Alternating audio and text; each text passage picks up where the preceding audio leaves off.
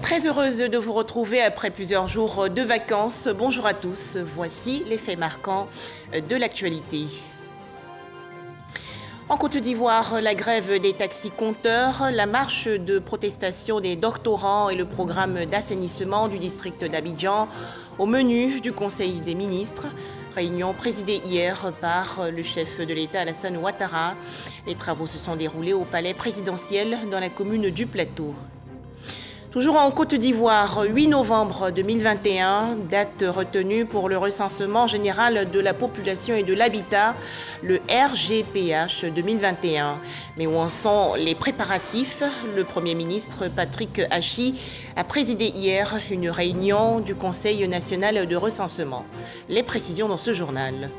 Enfin, la situation en Éthiopie, après un an de guerre dans la région du Tigré, le pouvoir éthiopien sur le point de faiblir.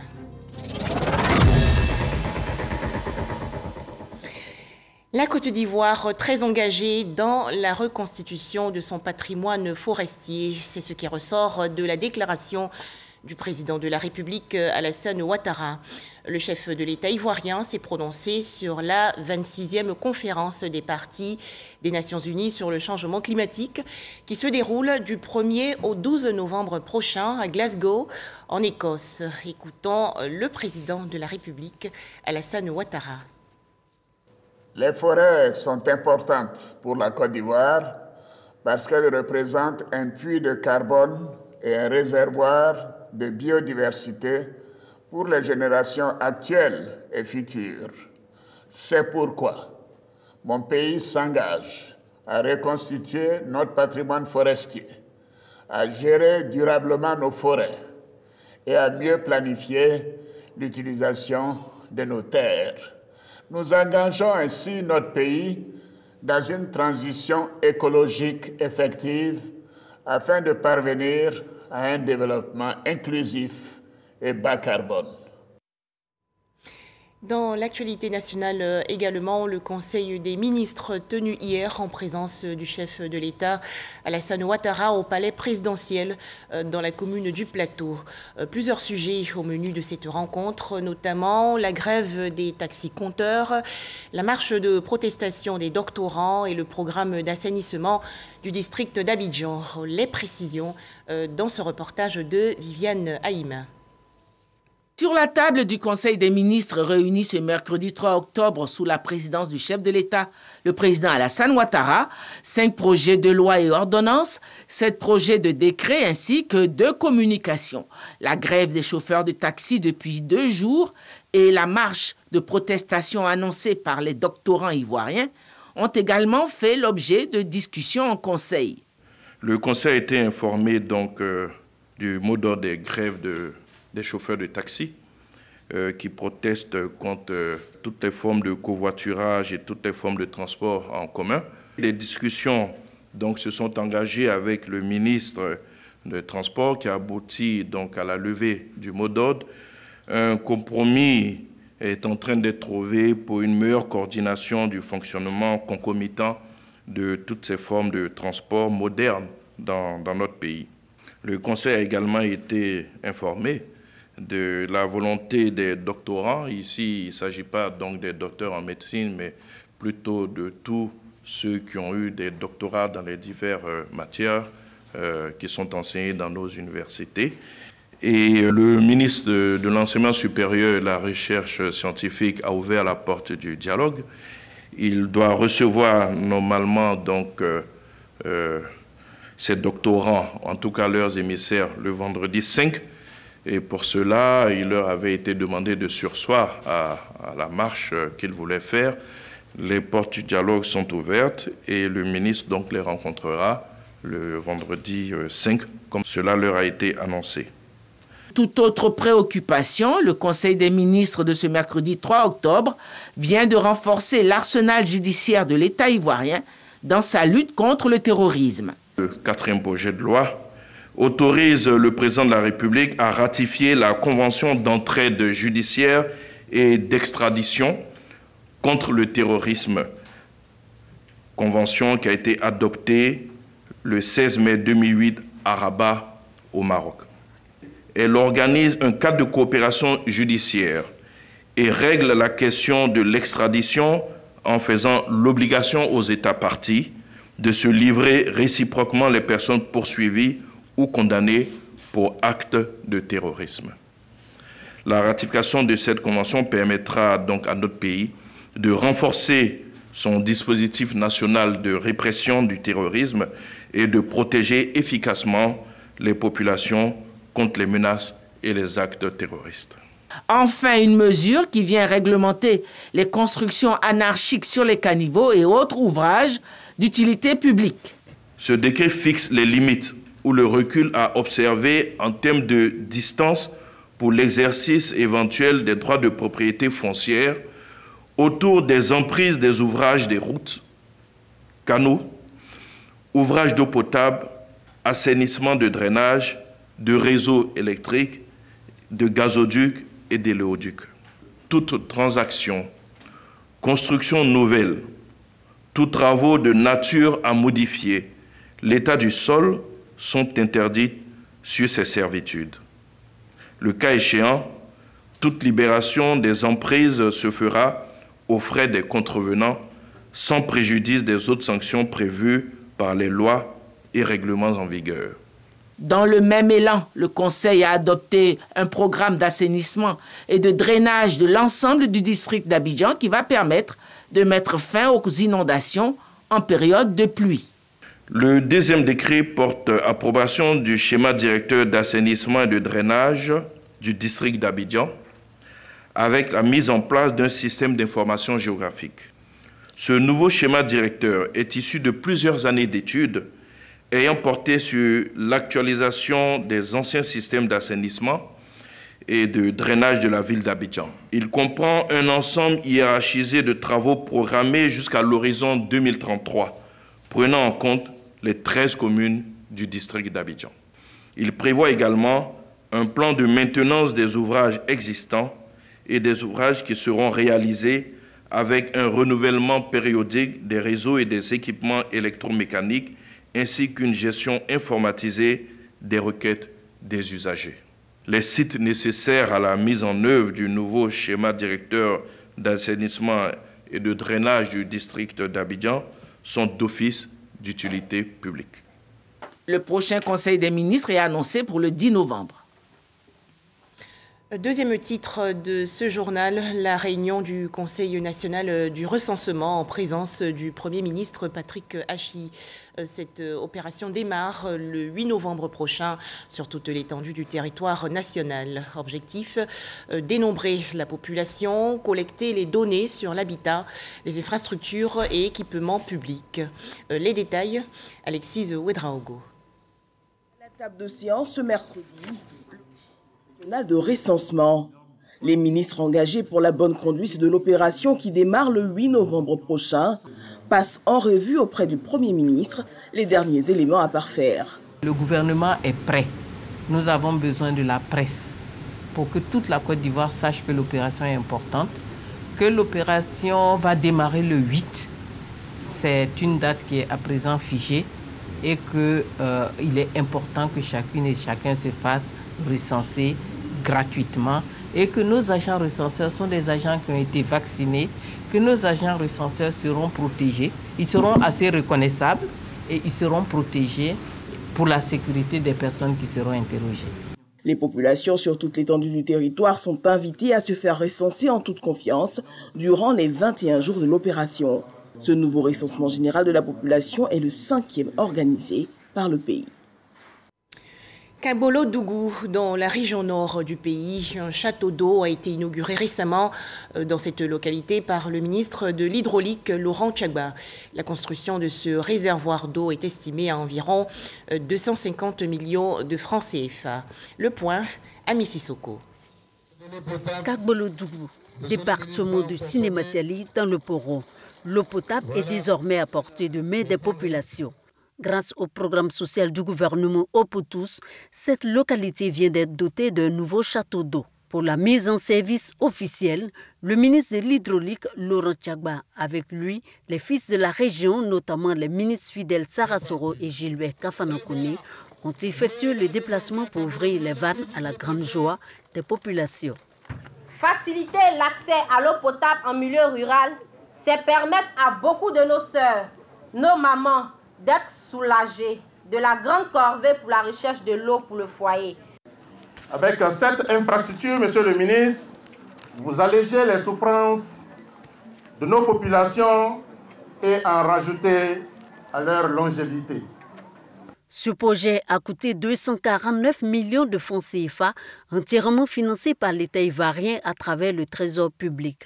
Il va permettre de produire 308 mètres cubes d'eau par jour pour un besoin journalier de 71 mètres cubes d'eau, soit un excédent de 127 mètres cubes d'eau par jour.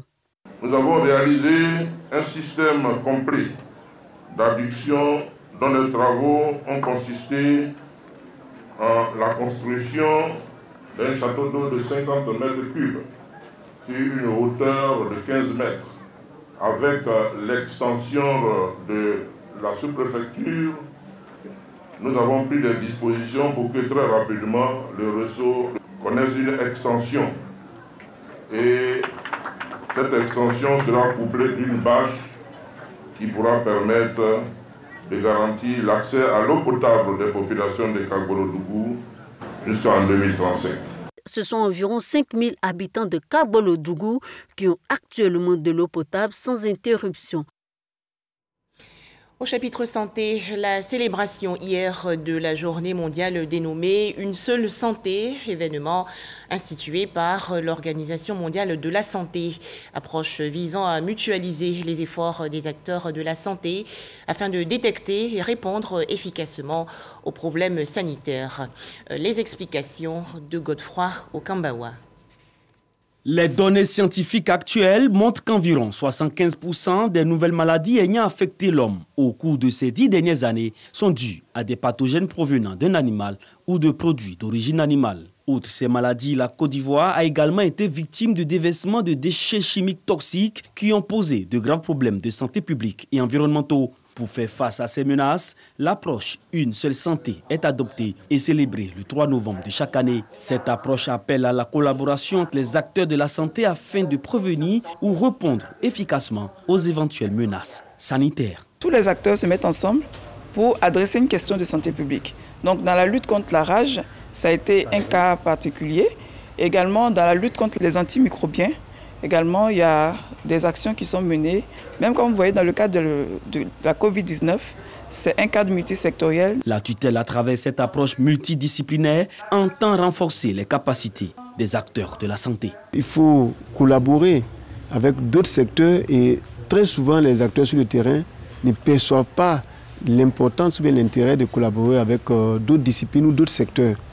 Mais vous avez vu dans le cadre du plan de riposte que c'est un plan de riposte multisectoriel, multidisciplinaire, tous les secteurs, que ce soit le secteur de l'environnement, santé animale, communication, sécurité, défense, tous ces secteurs-là sont intégrés dans le plan de riposte. Donc c'est une réalité et vraiment nous sommes satisfaits. Le thème de cette édition est « La sécurité sanitaire en Côte d'Ivoire repose sur des ressources humaines disponibles et compétentes, formées selon l'approche Une seule santé ». Cette célébration est à sa 4e édition en Côte d'Ivoire.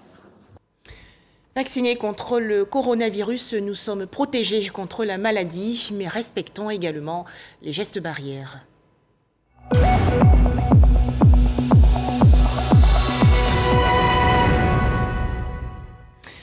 Le point sur le coronavirus en Côte d'Ivoire. 11 nouveaux cas de coronavirus ont été enregistrés hier par le ministère de la Santé, de l'Hygiène publique et de la couverture maladie universelle. Le pays compte actuellement 61 330 cas confirmés de coronavirus, 60 119 personnes guéries, 696 décès et 516 cas actifs. À noter que le 2 novembre dernier, 44 745 doses de vaccins ont été administrées, soit un total de 3 342 990 doses du 1er mars au 2 novembre 2021. Comment se porte l'économie ivoirienne en cette période difficile affectée par le coronavirus? Ngouan Patrick, économiste et agent du Trésor, donne des réponses. C'était lors d'une conférence publique au Centre africain de management et de perfectionnement des cadres dans la commune de Cocody. Ngouan Patrick est au micro de Dangui Dangui. Fermeture des frontières, distanciation sociale, confinement. Les mesures de riposte contre le coronavirus avaient mis l'économie ivoirienne à genoux. Au regard de la conférence animée par Dr Ngouan Patrick, économiste et par ailleurs agent du Trésor sur le thème « L'économie de la Côte d'Ivoire à l'épreuve de la Covid-19 », au moins 35 000 personnes avaient perdu leur emploi. La Côte d'Ivoire avait un supplément de croissance économique entre 6 et 8% chaque année depuis au moins 10 ans ou 9 ans. Il se trouve que la Covid a fait en sorte que ce taux de croissance qui était en moyenne de 7%, 6,5% est tombé à 2%. Le choc a exigé des mesures de riposte du gouvernement, notamment la mise en place des fonds de soutien aux entreprises, selon le conférencier. Aujourd'hui, les participants sont frappés par la résilience de l'économie ivoirienne. Il n'était pas évident pour les économies africaines de supporter donc cette crise, vu la situation que nous connaissons. Mais la Côte d'Ivoire a fait preuve de résilience et aujourd'hui, ce pays se porte bien. Pour Dr Ngouan Patrick, il n'y a aucun doute. Le dispositif mis en place pour relancer l'économie a fonctionné, même si beaucoup reste à faire. On est passé de 6% à 2%. La croissance n'a pas été négative en Côte d'Ivoire. C'est vrai, ça a été divisé par 3, mais ça n'est pas tombé en dessous de 0. Donc on peut dire que l'économie peut quand même résister. Cette conférence publique a été initiée par la 3e promotion des auditeurs de la filière diplomatie, protocole et relations internationales du Centre africain de management et de perfectionnement des cadres, CAMPC. Toujours en Côte d'Ivoire, comment renforcer la lutte contre le racket et la corruption? Cette question était au centre d'une séance de travail entre l'unité de lutte contre la corruption et le commissaire du gouvernement Ange Kessi. Les détails, Laure Goretti et Jean Djadji. C'est une nouvelle équipe qui dirige l'unité de lutte contre la corruption et le racket. L'équipe a rencontré le commissaire du gouvernement Ange Kessi pour une première séance de travail. Il s'agissait de définir les objectifs et les stratégies de lutte contre le racket, la corruption et la délinquance militaire et policière. Avec l'appui de nos patrons et les conseils et instructions, nous pensons pouvoir relever ce défi. C'est pour cela que déjà nous nous organisons. Nous avons déjà effectué quelques missions sur le terrain au niveau d'Abidjan et ces missions vont se poursuivre. Nous allons l'étendre au niveau de l'intérieur du pays. Des hommes de terrain loyaux et vigilants, ce sont les attentes du commissaire du gouvernement. La police criminelle et l'unité de lutte contre la racket sont des auxiliaires extrêmement importants pour le tribunal militaire. Ils sont tous les jours nos collaborateurs les plus constants et le plus important. J'ai tenu à les rencontrer pour que nous puissions discuter ensemble, voir ce que nous allons faire, comment nous allons travailler, quels sont les défis à relever, quels sont les problèmes rencontrés et comment il faut les résoudre pour que nous ayons le même objectif, la lutte contre le racket, contre la corruption. Pour un suivi et des stratégies plus aiguisées, tous les 3 mois, l'unité de lutte contre le racket devra produire des rapports sur les interpellations et les difficultés rencontrées. Le commissaire du gouvernement, quant à lui, a promis de rendre des visites de terrain. Des réflexions à la Direction générale des impôts, rencontre initiée par la Direction des opérations d'assiette. Les participants planchent sur les méthodes de gestion de l'assiette fiscale pour un meilleur rendement de l'impôt. Les explications dans ce reportage de Jean-Louis Gbangbo. Contribution des centres de gestion agréés à l'élargissement de l'assiette de l'impôt. Méthode efficace de recensement et de gestion des fichiers des contribuables. Réorganisation du travail, Autant de problématiques sur lesquelles porteront les réflexions de la direction des opérations d'assiette au cours de ce séminaire. Un moment d'échange avec tous les acteurs principaux. Il devrait nous permettre de nous approprier les éléments et méthodes indispensables à l'élaboration et au suivi des stratégies efficaces dans la gestion quotidienne de nos services et de l'impôt. Le fichier des contribuables de la Direction générale des impôts affiche 135 353 contribuables pour une population générale de 24 millions d'habitants, en deçà des potentialités économiques du pays. Nous devons être depuis les années 2015 à 20% de pression fiscale. Nous sommes en 2021 et nous sommes à 12% de pression fiscale. Le défi est important et le défi doit être relevé. Mais c'est avec vous que nous devons relever ce défi. Parce que c'est vous qui êtes chargé d'asseoir l'impôt. C'est vous qui êtes chargé de faire en sorte que l'impôt soit à la hauteur des ambitions du développement de la Côte d'Ivoire. Ces 3 jours de travaux et de réflexion visent un objectif principal, celui de déboucher sur des propositions et des recommandations qui contribueront à une meilleure collecte de l'impôt et un accroissement des recettes fiscales.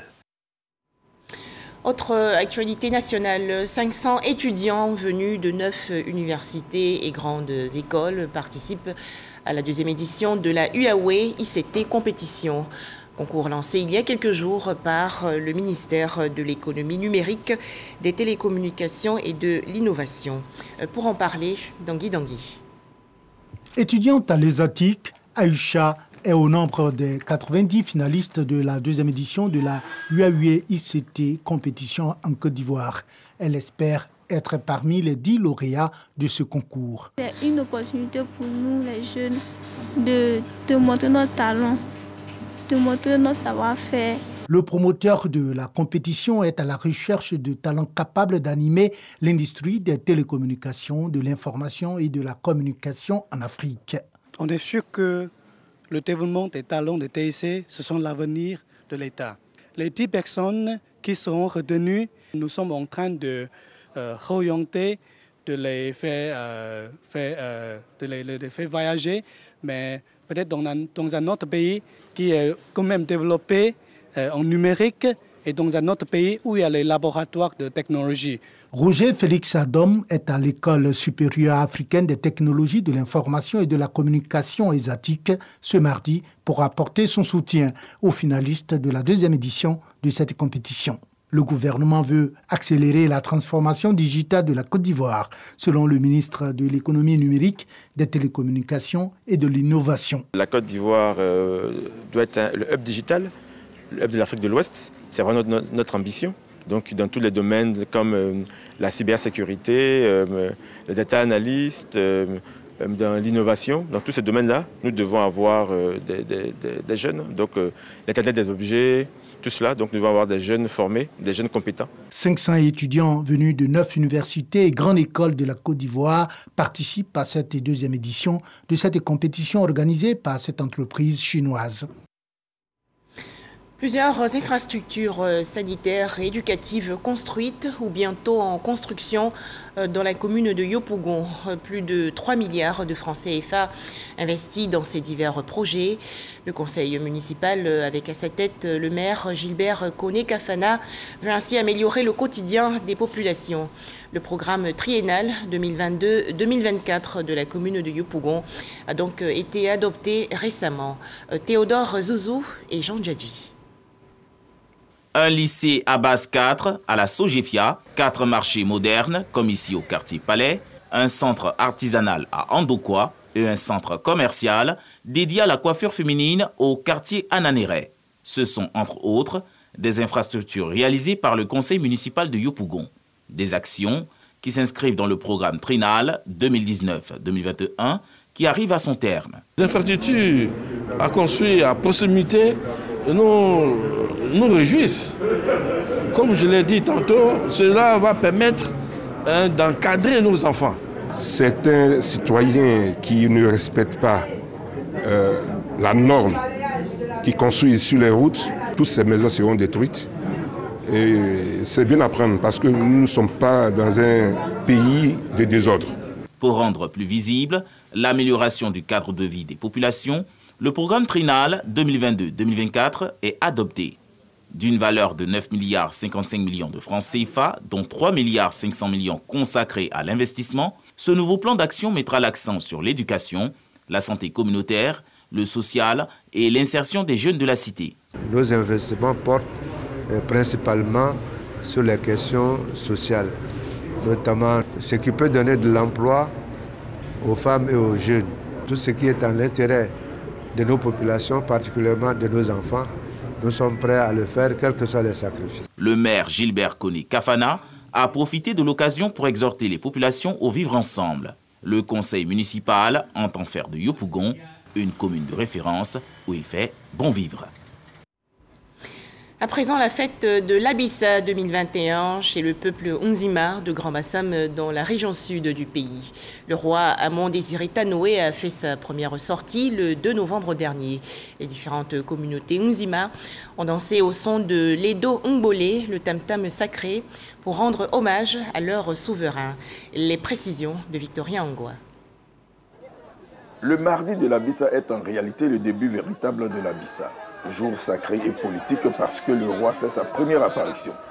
Mieux, le dombolé ou le tambour sacré est purifié par la famille Mvavile, dépositaire de l'Abissa. Elle est accompagnée de la famille Maflé, sa famille sœur.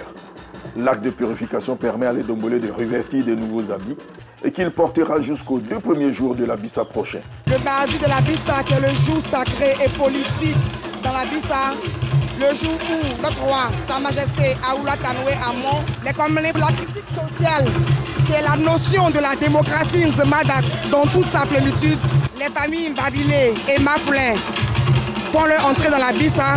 L'arrivée du roi est précédée des Comlés, féticheuses vêtues de blanc, signe de pureté. Dans la tradition Nzima, les Comlés ont un rôle de guérison, de protection du peuple, de préservation de la cohésion sociale et de toute calamité. Cependant, ce rôle est mis en veilleuse au profit de l'Abissa. L'Abissa reprend ce rôle de cohésion sociale à travers la critique sociale.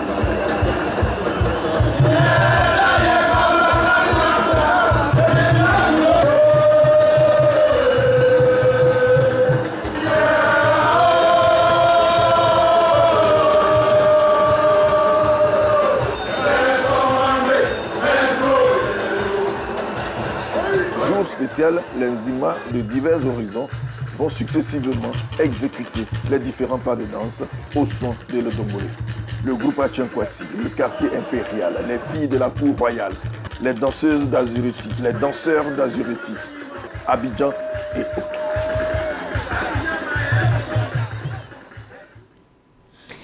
Adiaké, dans la région sud-est du pays, accueille la Journée mondiale de la culture africaine et afro-descendante, événement visant à promouvoir les cultures du continent.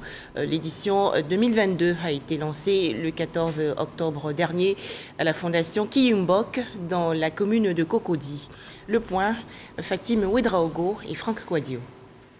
Rigueur dans la tenue et poète dans l'âme. Des élèves de l'école militaire et MPT récompensés. Comme eux, plusieurs amateurs de cet art lyrique. Les rues sont pleines d'âmes, les prisons aussi. Des âmes qui crient à lui et à Dia, annoncent le poids du cœur, lourd et troublé. J'ai la glaive. S'exprimer à travers la poésie, c'est un art, et les initiateurs du Festival international d'Abidjan, FIPA, l'ont bien compris. La poésie, depuis un certain temps, est réputée comme un genre abscon. La plupart des maisons d'édition privilégient la littérature à l'eau de rose, les romans d'amour. Et donc, la poésie étant la reine des genres, il ne faut pas laisser la poésie mourir. Et donc, nous avons appliqué un système marketing qui est le push marketing pour promouvoir la poésie africaine d'expression française. Un festival pour célébrer la poésie. Les lauréats sont encouragés par le parrain, de même l'initiateur. J'ai été fasciné par le commissaire général qui en a fait une passion et qui nous a entraînés dans cette voie. Je les encourage et ils ne vont pas regretter d'être restés aussi des passionnés de la poésie parce que ça forme. La passion pour le texte et l'amour pour l'épanchement des sentiments des passionnés satisfaits de voir leurs efforts reconnus. Je voulais remercier les organisateurs du FIPA, qui est un très beau festival qui encourage et qui instruit les jeunes férus de littérature comme moi. La poésie, c'est un art que nous les poètes avons comme trésor et nous devons valoriser cet art-là pour une génération de futurs poètes. Ce festival qui a lieu chaque année s'articule autour de 3 grands axes qui sont des conférences, une remise de prix et un salon de la poésie. En image, l'actualité hors de chez nous, situation très incertaine en Éthiopie après la prise par la rébellion tigréenne d'un verrou stratégique lui ouvrant la route de Addis Abeba, la capitale. Le Premier ministre Abiy Ahmed a décrété il y a quelques jours un état d'urgence suspendant toutes les libertés et donnant tout pouvoir à l'armée alors que son gouvernement semble faiblir. Et cela alors que ce jeudi 4 novembre 2021, cela fait un an jour pour jour que la guerre a commencé. Voilà, c'est la fin de cette édition. Merci de nous avoir accordé de votre temps.